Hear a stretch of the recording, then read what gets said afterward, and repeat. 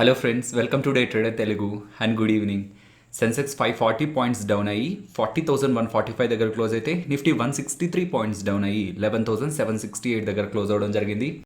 ఇవాళ మన మార్కెట్లో స్పెషల్లీ నిఫ్టీ రిలేటెడ్గా మాట్లాడుకుంటే నిఫ్టీ ఫాల్ అయిన 163 పాయింట్స్లో రిలయన్స్ ఇండస్ట్రీసే 62 పాయింట్స్ కాంట్రిబ్యూట్ చేయడం జరిగిందనమాట. ఈ 163 పాయింట్స్ ఫాల్లో ఈ 3 స్టాక్స్ నుంచి ఆల్మోస్ట్ 100 పాయింట్స్ దగ్గరగా నెగిటివ్ కాంట్రిబ్యూషన్ అయితే దొరకడం జరిగింది. ఫ్రెండ్స్, ఇప్పుడు జస్డెల్ టాపిక్ తో పాటు ఒక ఇంపార్టెంట్ క్వశ్చన్ కి అయితే నేను ఆన్సర్ చేద్దాం అనుకుంటున్నాను. సో మీరు న్యూస్ తీసుకొస్తున్న సోర్సెస్ లో సిఎన్బిసి, ఎకనామిక్స్ టైమ్స్ కాకుండా మిగతావి కూడా కొన్ని ఇమేజెస్ పెడుతున్నారు టెలిగ్రామ్ లో. దాని రిలేటెడ్ గా సోర్స్ ఏంటి, అవి ఎక్కడి నుంచి తీసుకొస్తున్నారని అడుగుతున్న క్వశ్చన్ కి అయితే నేను ఇప్పుడు ఆన్సర్ చేద్దాం అనుకుంటున్నాను. ఇఫ్ ఇన్ కేస్ ఇది మీకు అంత ఇంపార్టెంట్ కాదు అనుకుంటుంటే ఇక్కడ మీకు టైం కనిపిస్తుంటుంది, దానికి స్కిప్ అయితే డైరెక్ట్ గా మార్కెట్ అప్డేట్స్ లోకి అయితే వెళ్తారు. సో నేను టెలిగ్రామ్ లో పోస్ట్ చేస్తున్న డేటా ఒక సోర్స్ మీకు ఆల్రెడీ తెలిసినట్లయితే డెఫినెట్లీ మీరు ఆ టైంకి అయితే స్కిప్ అవ్వండి. లేదు అనుకుంటే మాత్రం కంటిన్యూ చేయడానికి ప్రయత్నించండి. ఈ రోజు మీరు మార్నింగ్ గమనిస్తే జస్డెల్ రిలేటెడ్ గా టెలిగ్రామ్ లోకి ఇంపార్టెంట్ అప్డేట్ అయితే చేశాను. అండ్ దాంట్లో నోమురా వాళ్ళు, జపనీస్ ఫైనాన్షియల్ సర్వీసెస్ కంపెనీ అయిన నోమురా వాళ్ళు జస్డెల్ కి సంబంధించిన B2B బిజినెస్ రిలేటెడ్ గా వాళ్ళు కొంత బులిష్ వ్యూతో ఉన్నారు. అండ్ జస్డెల్ ఒక టార్గెట్ ని కూడా 820 రూపీస్ దగ్గరగా ఇస్తున్నారని ఒక అప్డేట్ అయితే చేయడం జరిగింది. అది ఆల్మోస్ట్ 920 అరౌండ్ అయితే టెలిగ్రామ్ లో మీకు అప్డేట్ కనిపిస్తూ ఉంటుంది ఫ్రెండ్స్. సో అప్డేట్ చేసిన తర్వాత జస్డెల్ లో మనకి చాలా స్ట్రాంగ్ మూవ్, ఆల్మోస్ట్ 5% దగ్గరగా మనకి జస్డెల్ లో మూవ్ కనిపించడం జరిగింది. అండ్ క్లోజింగ్ కూడా మీకు అప్పర్ సర్క్యూట్ లో జస్డెల్ క్లోజ్ అవడం జరిగింది అనమాట. ఇదేనే కాదు ఫ్రెండ్స్, ప్రీవియస్ గా మీకు యూబీఎస్ దగ్గర నుంచి కూడా జస్డెల్ రిలేటెడ్ ఒక అప్డేట్ వచ్చింది. అండ్ ఆ అప్డేట్ వచ్చినప్పుడు కూడా ఆల్మోస్ట్ 20% దగ్గరగా జస్డెల్ లో మనకి పాజిటివ్ మూవ్ అయితే కనిపించడం జరిగింది. కాకపోతే ప్రీవియస్ గా అప్డేట్ వచ్చినప్పుడే చెప్పాను, ఈ నోమురా కానివ్వండి, యూబీఎస్ కానివ్వండి, వీళ్ళందరూ కూడా ఎస్టిమేట్స్ చేస్తున్నారనమాట. ప్రెసెంట్ జస్డెల్ కి సంబంధించిన జేడీ మార్ట్ ఇండియా మార్ట్ తరహాలో గ్రో అవుతుంది కాబట్టి మంచి వాల్యుయేషన్స్ ఫ్యూచర్ లో వస్తాయని వీళ్ళు ప్రెసెంట్ అయితే ఎస్టిమేట్ చేస్తున్నారు. అలా చేస్తున్న ఎస్టిమేట్స్ నిజంగానే వర్కౌట్ అయినట్లయితే డెఫినెట్లీ జస్డెల్ ఇక్కడ నుంచి కూడా స్ట్రాంగ్ ర్యాలీని అయితే చూపించవచ్చు. బట్ ఇఫ్ ఇన్ కేస్ కానట్లయితే మాత్రం రీసెంట్ టైమ్స్ లో ఏ ఎక్స్పెక్టేషన్స్ అయితే మనకి స్టాక్ లో మూవ్ కనిపిస్తుందో దాంట్లో కూడా మనకు కొంత సెల్లింగ్ ప్రెషర్ అయితే కనిపించడానికి పాసిబిలిటీ ఉంది. ఈ సోర్స్ ఎక్కడి నుంచి వచ్చింది జస్డెల్ రిలేటెడ్ గా ఇప్పుడు నేను ఇంట్రాడే సెషన్స్ లో పోస్ట్ చేసింది కానీ అండ్ ఇంకేదైనా అప్డేట్ సిఎన్బిసి, ఈటీ నౌ వీటిల్లో లేని ఇమేజెస్ నేను ఏదైతే పోస్ట్ చేస్తుంటానో వాటి సోర్స్ ఏంటి, అదైనా సీక్రెట్ అంటే. సో ఇఫ్ ఇన్ కేస్ మీరు Q&A, స్టాక్ మార్కెట్ Q&A రిలేటెడ్గా మనం చేసిన వీడియోస్ చూడనట్లయితే డెఫినెట్లీ మీకు సోర్స్ అనేది ఐడియా అయితే ఉండదు. సో క్వశ్చన్ అండ్ ఆన్సర్ సెషన్లో నేను ఫస్ట్ వీడియోలోను అండ్ అలాగే సెకండ్ వీడియోలో కూడా నేను మీకు అప్డేట్ చేసింది. ఏ అప్డేట్స్ అయితే నేను టెలిగ్రామ్లో మీకు పెడుతూ ఉంటుంటానో దాంట్లో ఉన్న మోస్ట్ ఆఫ్ ద అప్డేట్స్ అన్ని కూడా నేను ట్విట్టర్ నుంచే తీసుకుంటున్నాను. నేను ఏ ట్విట్టర్ హ్యాండిల్స్ని అయితే ఫాలో అవుతుంటానో మీరు కూడా వాటిని ఫాలో అవ్వండి. సో దట్ లైవ్ మార్కెట్లో మీకు as soon as possible notifications ద్వారా స్టాక్ మార్కెట్కి సంబంధించిన ఇంపార్టెంట్ అప్డేట్స్ అన్ని కూడా వస్తుంటాయని మీకు సజెస్ట్ చేయడం జరిగింది. ఇఫ్ ఇన్ కేస్ నేను ఇంకెవరైనా కొత్త వాళ్ళని ఫాలో అయినా సరే మీరు డే ట్రేడర్ తెలుగు ప్రొఫైల్లోకి వెళ్ళి ఫాలోయింగ్ దగ్గర క్లిక్ చేసినట్లయితే నేను ఎవరెవరిని ఫాలో అవుతుంటానని మీకు క్లియర్గా కనిపిస్తుంటుందని కూడా ఎక్స్ప్లెయిన్ చేయడం జరిగింది. అండ్ జస్డెల్ ఎక్కడి నుంచి తీసుకొచ్చారండి, ఇలాంటి ఇమేజెస్ ఎక్కడి నుంచి తీసుకొచ్చారు అంటున్నారు కదా. ఫస్ట్ మీకు కనిపిస్తుంది కదా దర్శన్ మెహతా అని. ఇక్కడ మీరు చూస్తే నేను మార్నింగ్ పోస్ట్ చేసిన ఇమేజ్, జస్డెల్ ఇమేజ్ అనేది ఇక్కడ మీకు క్లియర్గా కనిపిస్తుంటుంది. సో తను ఆల్మోస్ట్ 922 అరౌండ్ అయితే పోస్ట్ చేయడం జరిగింది ఫ్రెండ్స్ తన ట్విట్టర్ హ్యాండిలర్లో. అండ్ మీరు మన టెలిగ్రామ్లో గమనిస్తే 922కే నేను కూడా అక్కడ అప్డేట్ చేయడం జరిగింది. So as soon as possible నాకు నోటిఫికేషన్ వచ్చిన వెంటనే అది ఇంపార్టెంట్ అయితే నేను యాజ్ సూన్ యాజ్ పాసిబుల్ మన టెలిగ్రామ్లో కూడా అప్డేట్ చేస్తూ ఉంటాను. మీరు టెలిగ్రామ్లో పోస్ట్ చేస్తే వచ్చే అప్డేట్ కాదు, డైరెక్ట్గా మీరు ఎక్కడి నుంచి తెలుసుకుంటున్నారు అది చెప్పండి అంటే మాత్రం నేనైతే ట్విట్టర్ నుంచే తీసుకుంటున్నాను. అది రిపీటెడ్గానే చెప్తూ ఉన్నాను. So if in case possible మీరు కూడా ట్విట్టర్ని ఫాలో అయ్యే ప్రయత్నం చేయండి. సో డే ట్రేడర్ తెలుగు ఈ లింక్ నేను మీకు కామెంట్ సెక్షన్లో పిన్ చేస్తాను ఫ్రెండ్స్.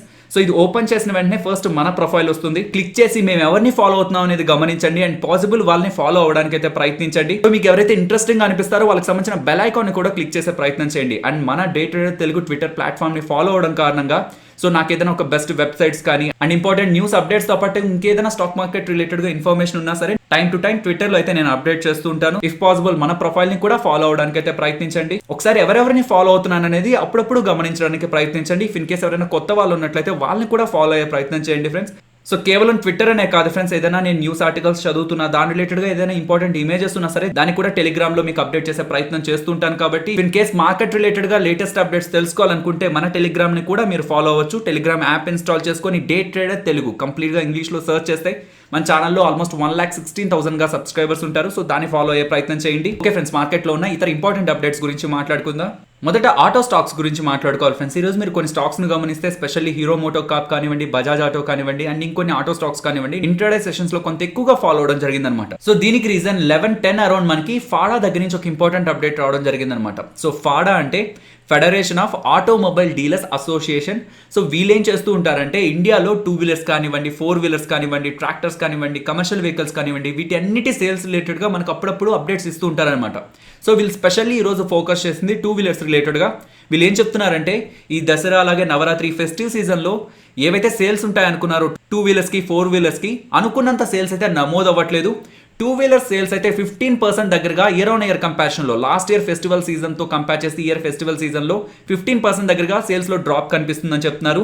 అండ్ వీళ్ళ ఎక్స్పెక్టేషన్స్ ప్రకారం 2 వీలర్స్ అలాగే 4 వీలర్స్లో లాస్ట్ ఇయర్ ఫెస్టివల్ సీజన్తో కంపేర్ చేస్తే ఇయర్ ఫెస్టివల్ సీజన్లో 25% దగ్గరగా సేల్స్ డ్రాప్ అవుతాయని చెప్తున్నారు. దీంతో ఈ ఫెస్టివల్ సీజన్లో 2 వీలర్స్ అలాగే 4 వీలర్స్లో పెద్దగా సేల్స్ కనిపించకపోవచ్చు. మా ఎక్స్పెక్టేషన్స్ ప్రకారం 25% దగ్గరగా సేల్స్ నెంబర్స్లో ప్రీవియస్ ఇయర్తో పోలిస్తే ఇయర్లో డిఫరెన్స్ ఉంటుందని వాళ్ళు కామెంట్ చేయడంతో ఓవరాల్ ఆటో సెగ్మెంట్ మీద ఇది ఇంట్రోడక్ట్ సెషన్స్ లో నెగిటివ్ గా ఇంపాక్ట్ అయితే చూపించడం జరిగింది. కోటాక్ మహేంద్ర బ్యాంక్ అలాగే ఇండస్ఇండ్ బ్యాంక్ గురించి మాట్లాడుకోవాలి ఫ్రెండ్స్. నిన్న మనకి కోటాక్ మహేంద్ర బ్యాంక్ అలాగే ఇండస్ఇండ్ బ్యాంక్ రిలేటెడ్ గా ఒక స్పెక్యులేటెడ్ అప్డేట్ అయితే రావడం జరిగింది అనమాట. ఆ స్పెక్యులేటెడ్ అప్డేట్ ప్రకారం కోటాక్ మహేంద్ర బ్యాంక్ వాళ్ళు ఇండస్ఇండ్ బ్యాంక్ ని టేక్ ఓవర్ చేయబోతున్నారు. మీన్స్ కోటాక్ మహేంద్ర బ్యాంక్ లోకి ఇండస్ఇండ్ బ్యాంక్ విలీనం అవ్వబోతుందని అయితే మనకి నిన్న అయితే స్పెక్యులేటెడ్ అప్డేట్ బ్లూంబర్గ్ దగ్గర నుంచి రావడం జరిగింది. బట్ ఆ స్పెక్యులేటెడ్ అప్డేట్ వచ్చిన తర్వాత కోటాక్ మహేంద్ర బ్యాంక్ వాళ్ళు అలాగే ఇండస్ఇండ్ బ్యాంక్ వాళ్ళు అయితే దీని రిలేటెడ్ గా రెస్పాండ్ అవడం అయితే జరిగింది. ఇండస్ఇండ్ బ్యాంక్ కి సంబంధించిన మెయిన్ ప్రమోటర్ అయిన హిందూజా వాళ్ళైతే ఇండస్ఇండ్ బ్యాంక్ ని మేము అమ్మాలనుకోవట్లేదు, దాని రిలేటెడ్ గా ఎటువంటి కష్టం వచ్చినా సపోర్ట్ చేయడానికి మేము ఎప్పుడూ రెడీగానే ఉంటామని ఇండస్ఇండ్ బ్యాంక్ ని సపోర్ట్ చేస్తూ మాట్లాడడం జరిగింది.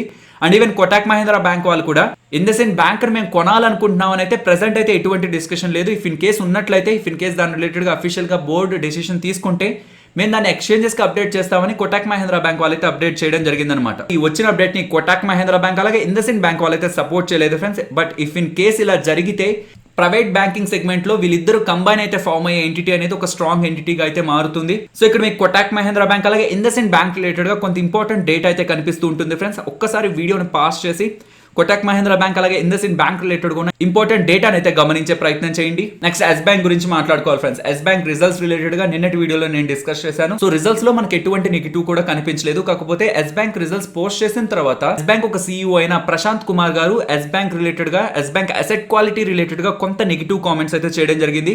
తను చెప్తున్నది ఇప్పుడు ఏదైతే ఎస్ బ్యాంక్ కు సంబంధించిన మొండి బకాయిలు ఉన్నాయో ఈ సెప్టెంబర్ 30కి ఎస్ బ్యాంక్ కు సంబంధించిన gross non performing assets 32,344 crores అనమాట. అది వీళ్ళ టోటల్ అడ్వాన్సెస్ ఇచ్చిన టోటల్ లోన్స్ లో 16.9% గా ఉందన్నమాట. అంటే వీళ్ళు ఇచ్చిన కంప్లీట్ లోన్స్ లో 16.9% లోన్స్ అనేటివి వీళ్ళకి మొండి బకాయిలని రీసెంట్ గా వీళ్ళు డేటా అయితే పబ్లిష్ చేయడం జరిగింది ఫ్రెండ్స్. కాకపోతే ఇప్పుడు సీఈఓ ఆ 32,000 కోట్లే కాదు ఇంకా 9,000 crores దగ్గరగా ఓవర్ డ్యూ బుక్ లో అదే 9,000 కోట్ల దగ్గరగా ఉంది. ఆ 9,000 కోట్లలో 7,500 crores దగ్గరగా కార్పొరేట్ లోన్సే ఉన్నాయి. సో ఇది ఇలా కంటిన్యూ అవుతుండేసరికి ప్రెసెంట్ ఉన్న గ్రాస్ నాన్ పర్ఫార్మింగ్ అసెట్స్ వీళ్ళ మొండి బకాయిలు over a period of time లో ఇంకొంత పెరగడానికి కూడా పాసిబిలిటీ ఉంటుందని చెప్పి ఎస్ బ్యాంక్ సీఈఓ అయితే అప్డేట్ చేయడం జరిగింది. అదే జరిగినట్లయితే ప్రెసెంట్ వాళ్ళ టోటల్ అడ్వాన్సెస్ టోటల్ లోన్స్ లో 16.9% దగ్గరగా మొండి బకాయిలు ఉంటున్నాయి అనుకున్నాం కదా. ఈ 7,500 కోట్లు కూడా మొండి బకాయిల్లోకి యాడ్ అయినట్లయితే ఆ 16.9% కాస్త 24.7% కి వెళ్తుందన్నమాట. ఎస్ బ్యాంక్ లో ఎవరైతే ఇన్వెస్ట్ చేశారో over a period of results post చేస్తున్నప్పుడు గ్రాస్ నాన్ పర్ఫార్మింగ్ అసెట్స్ లో ఎలాంటి డీవియేషన్ చూపిస్తుంది అనేది అయితే జాగ్రత్తగా గమనించడానికి ప్రయత్నించండి. ఈవెన్ సీఈఓ కూడా ప్రెసెంట్ ఉన్న asset quality over a period of టైంలో ఇంకొంత వీక్ అవడానికి పాసిబిలిటీ ఉంటుందని కూడా కొంత నెగిటివ్ గా అయితే అప్డేట్స్ చేస్తున్నారు. నెక్స్ట్ ఫ్యూచర్ రిటైల్ అలాగే రిలయన్స్ ఇండస్ట్రీస్ రిలేటెడ్ గా ఉన్న ఇంపార్టెంట్ అప్డేట్ ని మాట్లాడుకోవాలి ఫ్రెండ్స్. ఫ్యూచర్ రిటైల్ కి సంబంధించిన రీటైల్ బిజినెస్ ని రిలయన్స్ ఇండస్ట్రీస్ కి సంబంధించిన రిలయన్స్ రీటైల్ వాళ్ళు 27,513 crores దగ్గరగా పెట్టి ఇలా మేము కొనుక్కుంటాం అని దాని రిలేటెడ్ గా ప్రొసీజర్ ఇలా ఉంటుందని చెప్పి వాళ్ళ డీల్ అయితే ఆల్రెడీ అఫీషియల్ గా అనౌన్స్ చేయడం జరిగింది.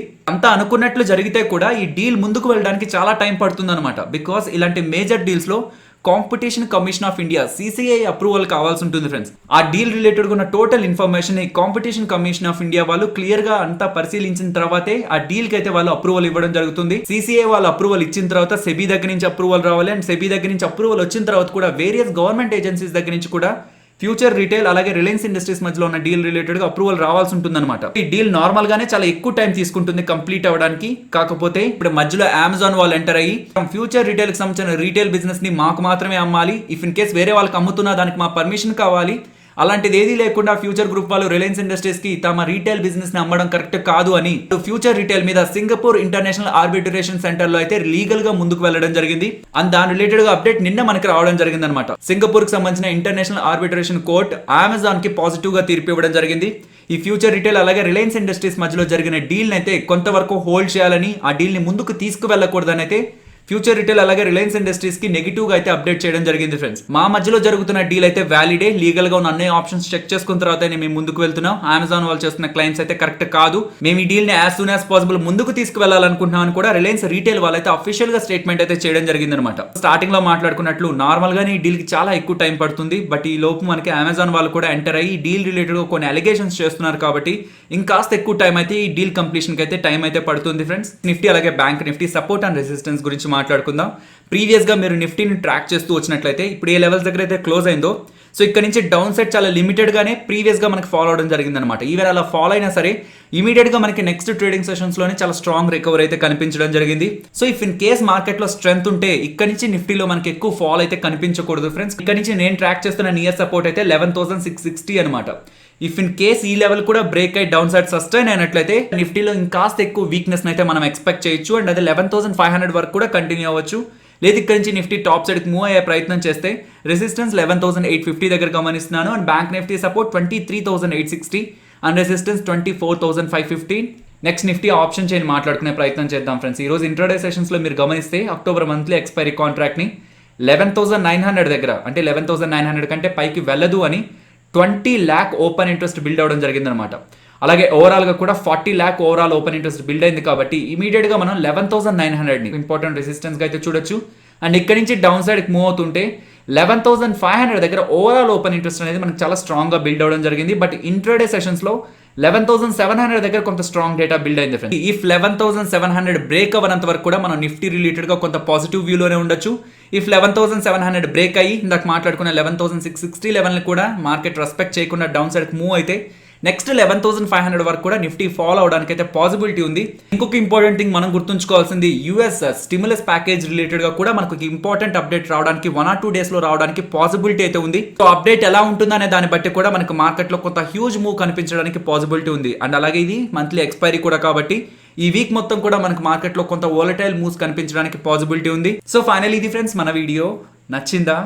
సో నచ్చితే వీడియోని లైక్ చేయండి ఫ్రెండ్స్, అండ్ ఈ వీడియో మన వాళ్ళకి యూజ్ అవుతుంది అనుకుంటే తప్పకుండా వీడియోని షేర్ చేయండి. అండ్ మన ఛానల్ని సబ్స్క్రైబ్ చేయనట్లయితే ఛానల్లో ఉన్న వీడియోస్ని ఒకసారి గమనించండి ఫ్రెండ్స్. ఆ వీడియోస్ మీకు నచ్చితేనే సబ్స్క్రైబ్ చేసి పక్కనే ఉన్న బెల్ ఐకాన్ కూడా క్లిక్ చేయండి. మరొక ఇంట్రెస్టింగ్ వీడియోతో నేను మళ్ళీ మీ ముందుకు వస్తాను. అంతవరకు టేక్ కేర్, జై హింద్.